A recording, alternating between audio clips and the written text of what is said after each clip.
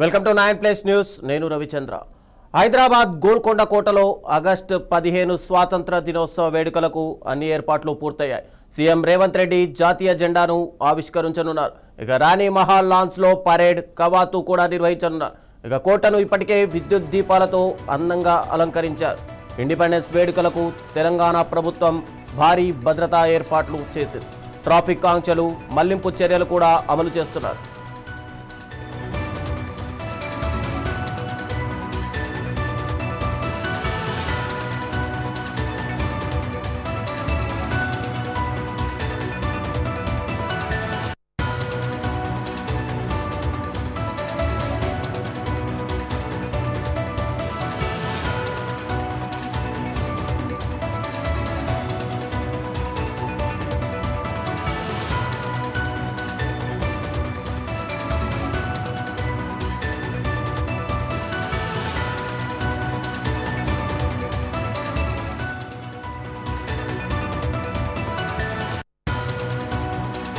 80వ స్వాతంత్ర దినోత్సవానికి సంబంధించి హైదరాబాద్ ఇప్పటికే ముస్తాబైంది. గోల్కొండ కోటపైన రేవంత్ రెడ్డి ఒక్కసారిగా జెండా ఎగరేస్తుండడంతో అక్కడ భారీ భద్రతా ఏర్పాటు చేశారు. ఇప్పటికే ట్రాఫిక్ పోలీసులు అటు పూర్తిగా ట్రాఫిక్ని అదుపులో చేయడానికి అవసరమైనటువంటి భద్రతా ఏర్పాట్లు చేశారు. నిత్యం సీసీటీవీ కెమెరాలతో ఎక్కడికక్కడ పర్యవేక్షించడానికి కూడా పోలీసులు అయితే సిద్ధమయ్యారు. ఇక ఇదే అంశానికి సంబంధించి మరింత సమాచారం మా ప్రతినిధి ప్రశాంత్ అందిస్తారు గోల్కొండ నుంచి. ప్రశాంత్, చెప్పండి, రేవంత్ రెడ్డి జాతీయ జెండాను ఎగరేస్తున్నటువంటి ఈ కార్యక్రమానికి పూర్తిగా ఎలాంటి భద్రతా ఏర్పాట్లు చేసినట్టుగా తెలుస్తుంది? మొత్తంగా ఎంతమంది రావచ్చు అని చెప్పి అటు అధికారులు అంచనా వేస్తున్నారు? Thank you Ravichandra. తెలంగాణలో స్వాతంత్ర దినోత్సవం వేడుకలకు హైదరాబాద్ నగరం ముస్తాబైంది. సో ఆగస్టు 15కు సంబంధించి ఇక్కడ గోల్కొండ కోటలో ఇప్పటికే అన్ని ఏర్పాట్లను కూడా రాష్ట్ర ప్రభుత్వం అలాగే పోలీస్ అధికారులు చేశారు.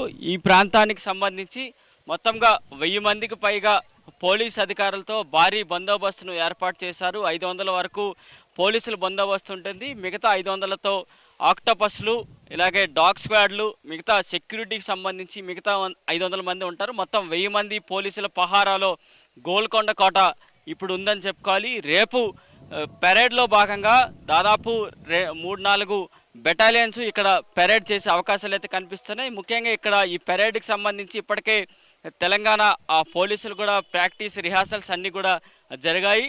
దాంతోపాటు తెలంగాణలో ఇప్పుడు హైదరాబాద్లో గల గోల్కొండ తెలుగు హై స్కూల్కి సంబంధించి విద్యార్థులు కూడా గోల్కొండ కోటలో రిహార్సల్స్ కూడా చేశారు.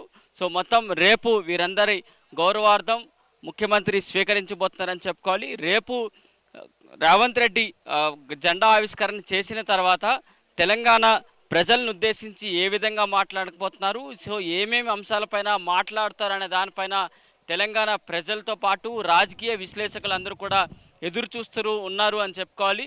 సో ఇది రేవంత్ రెడ్డి 3వసారి గోల్కొండ కోట నుంచి జెండా ఆవిష్కరణ చేయబోతున్నారు. ఇప్పటి వరకు 2 సార్లు చేశారు, ఇది 3వసారి రాబోతోంది. సో ఇప్పుడు రేవంత్ రెడ్డి ఏ విధంగా తన రాష్ట్ర పాలనలో ఏ విధంగా జరుగుతోంది, పాలనలో తనకంటూ ఒక ముద్ర అనేది వేసుకోవడానికి రేవంత్ రెడ్డి అడుగులు వేస్తున్నారు కాబట్టి సో ఆ నేపథ్యంలో ఏ విధంగా ఉండబోతుందని చూడాలి. ఇప్పటికే మూసీ నది ప్రక్షాళనకు సంబంధించి కూడా ఏర్పాట్లు అంతా కూడా జరుగుతున్నాయి. ఒకవైపు పనులు కూడా సంబంధించి కూడా జరుగుతోంది. సో దాంతోపాటు ఫ్యూచర్ సిటీకి సంబంధించి కూడా ఇప్పటికే జరిగింది. సో ఆ కార్యక్రమాలకు సంబంధించి కూడా ఈ ప్రసంగంలో ఏమైనా వివరించబోతున్నారని చూడాలి.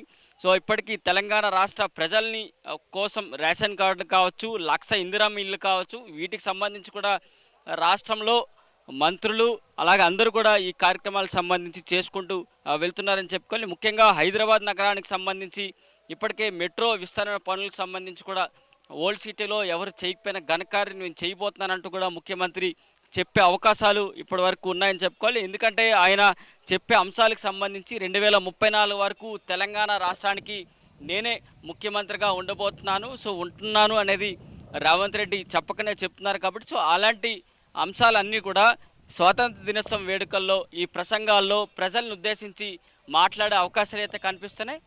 సో ముఖ్యమంత్రితో పాటు రాష్ట్రంలో ఉన్న మంత్రులతో పాటు సీనియర్ అధికారులు అలాగే రాష్ట్రానికి సంబంధించి ఎమ్మెల్యేలు అంతా కూడా ఈ స్వాతంత్ర దినోత్సవం వేడుకలకు ఎర్రకోట ఢిల్లీలో హైదరాబాద్లో గల గోల్కొండ కోటకి వచ్చే అవకాశాలు ఎక్కువగా కనిపిస్తున్నట్టు కూడా చెప్పొచ్చు రవిచంద్ర. మరోవైపు అన్ని శాఖలకు సంబంధించినటువంటి మంత్రులు వచ్చే అవకాశాలు ఉన్నాయి. అటు ఎమ్మెల్యేలు కానీ లేదంటే ఇతర కలెక్టర్లు కానీ చాలామంది ఉన్నతాధికారులు వచ్చే అవకాశం ఉండడంతో భద్రతా ఏర్పాట్లపైన ఇక్కడ ముఖ్యంగా ట్రాఫిక్కి సంబంధించి చాలా ఇబ్బందులు ఎదుర్కొంటారు. కాబట్టి ఆ ట్రాఫిక్కి సంబంధించి పోలీసులు ఏమైనా భద్రతా ఏర్పాట్లు చేశారా? ట్రాఫిక్ని రేపు గోల్కొండ వైపు రాకుండా ఏదైనా మళ్లించే కార్యక్రమం జరుగుతోందా? ఎస్, ఇప్పుడు గోల్కొండ కోట అంటే టూరిస్ట్ ప్లేస్లో ప్రధానంగా హైదరాబాద్ నగరంలో ఒకటే అని చెప్పుకోవాలి.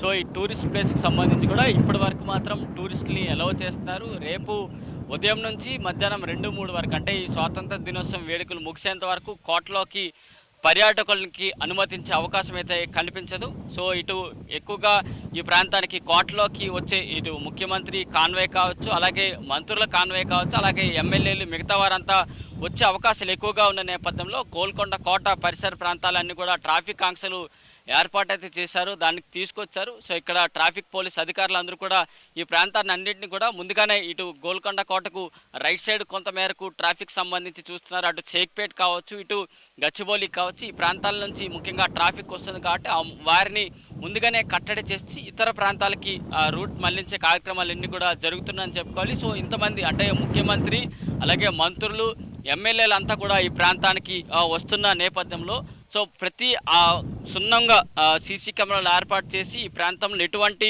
అవాంఛనీయ ఘటనలు జరగకుండా ఇక్కడ ఇంకేమైనా కార్యక్రమాలు జరగకుండా పోలీసులు పూర్తిగా పకడ్బందీగా ఈ ప్రాంతాన్ని అన్నింటి కూడా తమ ఆధీనంలోకి తీసుకున్నారంటూ కూడా మనకి కొద్దిసేపటి క్రితమే ఇక్కడ గోల్కొండ ఏసీపీ చెప్పారు. దాంతోపాటు అడిషనల్ డీసీపీ గోల్కొండ ఈ ఇద్దరు కూడా పూర్తి వివరాలు అందించడం అయితే జరిగింది. సో రేపు తెలంగాణ రాష్ట్ర ప్రజలను ఉద్దేశించి రేవంత్ రెడ్డి చేసే ప్రసంగంలో ఏమైనా ప్రజలను ఉద్దేశించి ఇంకేమైనా మాట్లాడతారా, సంక్షేమ పథకాలలో ఇంకేమైనా కొత్తగా తీసుకొస్తారా అనేది మాత్రం చూడాలి. ఇంకా తెలంగాణ రాష్ట్రానికి సంబంధించి ఇంకా ఏం జరగబోతోంది అనేది మాత్రం చూడాలి. ఇప్పటికే హైదరాబాద్ నగరానికి సంబంధించి ఇప్పుడే జిహెచ్ఎంసీతో పాటు ఇతర వాటిపైన కూడా మాటలు జరుగుతున్నాయి. గ్రేటర్ హైదరాబాదు, అలాగే మల్కాజ్గిరి మున్సిపల్ సంబంధించి, అలాగే సైబరాబాద్ మున్సిపల్ సంబంధించి ఇన్ని డివిజన్లుగా మార్చిన తర్వాత సో నెక్స్ట్ ఏ విధంగా ఉండబోతుంది, తన మార్కు హైదరాబాద్ నగరంలో ఏ విధంగా ఉంటుందనేది చూడాలి. ఇప్పటికే హైదరాబాద్లో మరికొన్ని ప్రాంతాలకు సంబంధించి మాట్లాడితే కేబీఆర్ పార్కు ఒకటి ఉంది. ఆ కేబీఆర్ పార్క్ చుట్టూ